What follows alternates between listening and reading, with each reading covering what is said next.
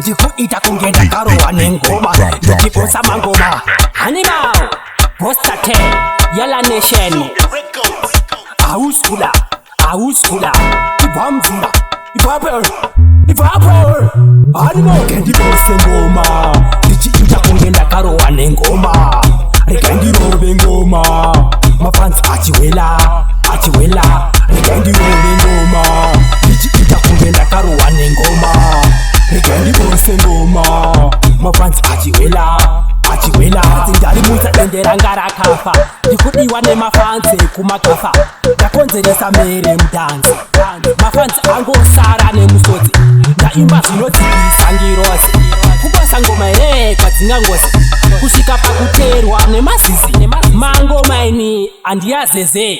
rekandironse ngoma ndichiita kunge ndakarohwa nengoma rekandirobe ngoma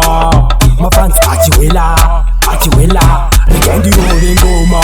ndichiita kunge ndakarohwa nengoma rekandironse ngoma mafansi achiwela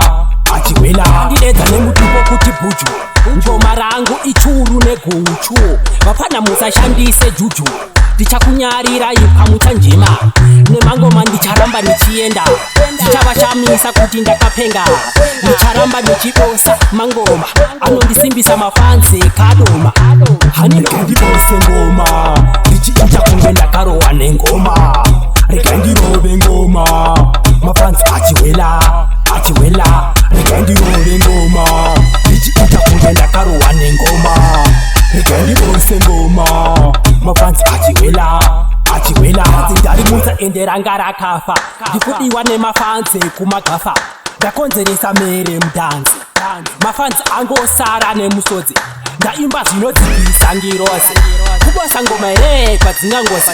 kusvika pakuteerwa nemazizi mangoma ini handiyazeze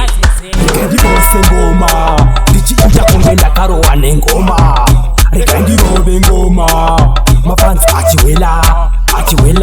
rekandirobe ngoma ndichiita kunge ndakarohwa nengoma rekandironse ngoma mafansi achiwela